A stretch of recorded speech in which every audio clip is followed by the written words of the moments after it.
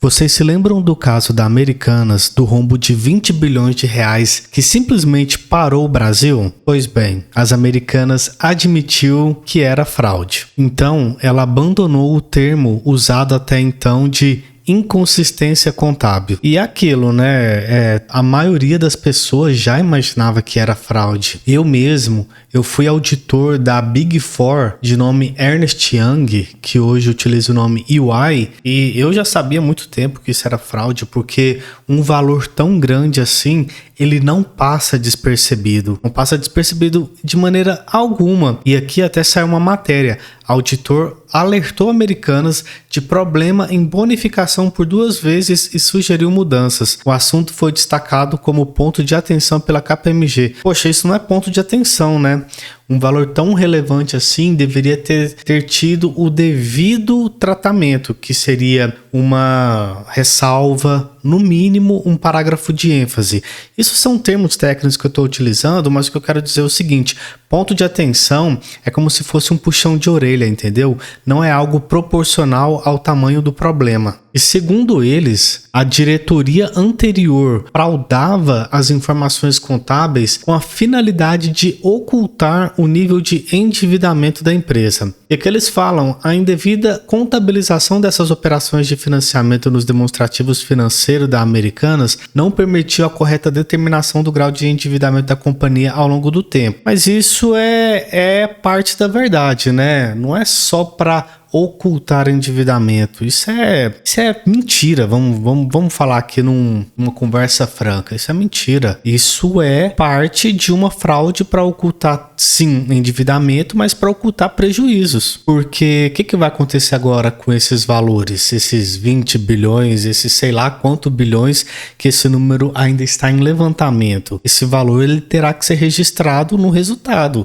E o resultado ele vai em uma bomba. Vai ser um mega prejuízo contabilizado. Então, dizer que foi somente para encobrir o endividamento, isso é mais uma meia-verdade, mais uma mentira da administração das Americanas. Mas essa aqui é a minha parte predileta do relatório. Olha só que coisa. Os documentos que deram origem ao relatório demonstram ainda os esforços da diretoria anterior das Americanas para ocultar do conselho de administração e do mercado em geral a real situação de resultado patrimonial da companhia. Ou seja, os 3 sócios lá do 3G, o Jorge Paulo Lemann e os outros 2 sócios, eles não sabiam de nada. A diretoria fazia esforços para ocultar deles. Nossa, mas eles são, né? São vítimas. Eles não sabiam de nada. Que coisa, não é mesmo? Olha só que outra coisa bem interessante. O trio de sócios do 3G decidiu abrir mão do controle societário da Americanas, uma companhia que detém há 40 anos. A decisão nada trivial de diluir o comando no mercado sem prêmio responde às demandas de minoritários. Sem prêmio? Pessoal, isso aqui normalmente não existe. Porque é o seguinte, se você tem ação e você tem uma parte grande dessas ações, 30% a 40%, e se você vender essas ações, acaba que na prática você está dando o controle da empresa a quem comprou as ações. Então, por exemplo, se a ação está valendo 10, você vende ela por um prêmio, porque não é só o valor de mercado, você está vendendo ela pelo valor de mercado dela, acrescido de um prêmio, que é o prêmio pelo controle. Aqui eu estou falando 10%, mas pode ser 20%, pode ser 15%, pode ser 5%. Algum prêmio tem que ter. E aqui não teve nada, como se fosse uma operação normal, uma venda normal. Isso não era uma venda normal. Mas por que eles queriam vender sem prêmio? Vamos continuar nossa investigação. E olha só o que aconteceu, né? Assim que estourou o problema lá das Americanas, os acionistas Jorge Paulo Lemann, Marcel Teles e Carlos Alberto Sucupira alegaram que a auditoria da PwC checava as informações contábeis com os credores, mas ninguém jamais denunciou irregularidades. Ou seja, eles estavam querendo tirar o corpo fora, dizendo o seguinte: poxa, se alguém tem culpa nisso, é os auditores, são as instituições financeiras, alguém tem culpa nisso. É pelo seguinte, pessoal, toda vez que rola uma auditoria, para a empresa de auditoria ter certeza dos saldos contábeis, ela faz o seguinte: quanto que você tem de aplicação financeira? Quanto que você tem de empréstimo a pagar? Eu vou pegar aqui uma carta, vou mandar para o banco vai confirmar diretamente para mim e eu vou confirmar essa informação que o banco me respondeu com o seu saldo contábil. E se uma informação estiver de acordo com a outra, então tá tudo bem. Foi mais ou menos isso que eles quis dizer. A culpa é de alguém. Ou é dos auditores também, ou é dos bancos. Essa culpa não é só das Americanas, tem mais gente envolvida. Na nota em que afirmaram desconhecer o rombo de 20 bilhões das Americanas, os acionistas de referência da varejista, Jorge Paulo Lemann, Marcel Telles e Carlos Alberto Sicupira, alegaram que a auditoria da PwC checava as informações contábeis com os credores, mas ninguém jamais denunciou irregularidades. O argumento aumentou a irritação dos bancos com o trio, e alguns veem o desespero na estratégia. O que incomodou os bancos, segundo fontes do setor ouvidas pelo Valor, é que ficou parecendo na nota que as instituições financeiras são corresponsáveis pela elaboração das demonstrações financeiras das Americanas e ou poderiam ter descoberto as inconsistências que vieram à tona agora. Então eles simplesmente jogaram a culpa no colo das instituições financeiras. É mole. Mas aí a gente está pensando, poxa, talvez eles de fato não sabiam, né? Porque pode acontecer de ter gente lá fazendo maracutaia e eles esconderem isso deles. Mas vamos investigar o caso da Kraft Heinz? Kraft Heinz faz acordo de 62 milhões para encerrar investigação de fraude contábil.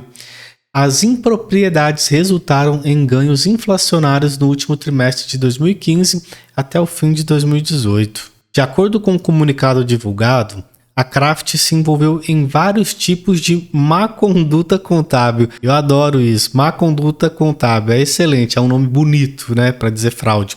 Incluindo o reconhecimento de descontos não ganhos de fornecedores e assinatura de contratos de fornecedores falsos. As impropriedades resultaram em ganhos inflacionados no último trimestre de 2015 e fim de 2018. Os problemas da Kraft Heinz obrigaram a companhia a reconhecer uma baixa contábil de 15,4 bilhões em 2019 e lhe rendeu multa de 62 milhões na SEC, Securities Exchange and Commission, que regula o mercado de capitais dos Estados Unidos, que é equivalente à CVM aqui do Brasil. Nossa, já imaginou se a CVM do Brasil multasse e corresse atrás de investigar esse tipo de coisa? Porque é muita coincidência, não é mesmo?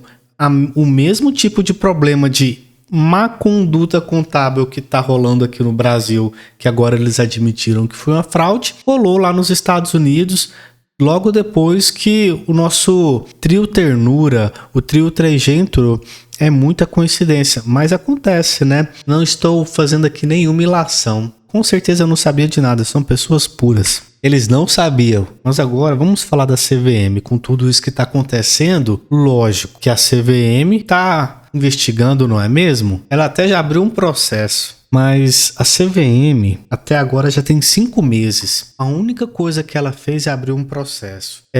Nesse fato relevante que as lojas americanas acabaram de emitir, estava lá que a culpa pela fraude é do antigo CEO, que é um espanhol, e esse espanhol está até no Rio de Janeiro na data que eu estou gravando esse vídeo. Ele não foi preso, não foi emitido nenhum mandato de prisão, nem nada parecido.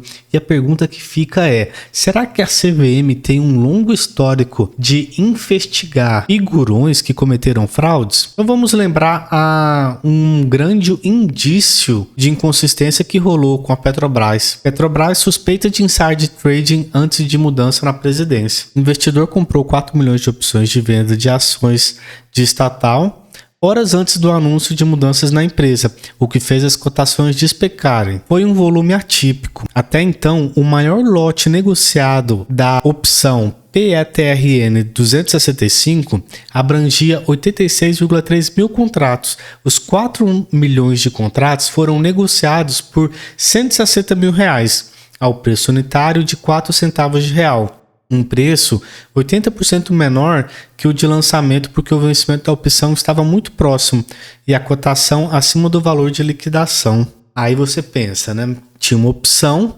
essa opção, teoricamente ninguém queria comprar essa opção porque ela estava a 2 dias do vencimento e alguém foi lá e em um volume atípico comprou 160 mil de uma opção que não tinha quase que nem chance nenhuma dessa opção se valorizar. Aí você pensa, não, agora sim, agora a CVM prendeu alguém. Agora a CVM vai prender alguém, certo? Não. CVM diz que a operação suspeita de insider trading com opções da Petrobras não gerou lucro de 18 milhões. Tá lá para todo mundo ver, tem um book, você consegue acessar esse book, você consegue ver a operação atípica ocorrendo, mas não, os seus olhos estão te enganando. Apesar do comunicado, a autarquia não descarta ainda operações com uso de informação privilegiada e ganhos com essas ou outras opções da Petrobras. As opções em investigação são as do código PETR 265, que, de acordo com a autarquia, não foram levadas ao vencimento, sendo que ao menos as informações divulgadas em relação ao resultado financeiro da operação não foram detectadas, ou seja, não teria ocorrido o lucro com esses ativos. Poxa, mas a CVM, se ela investigou, está investigado, não é mesmo?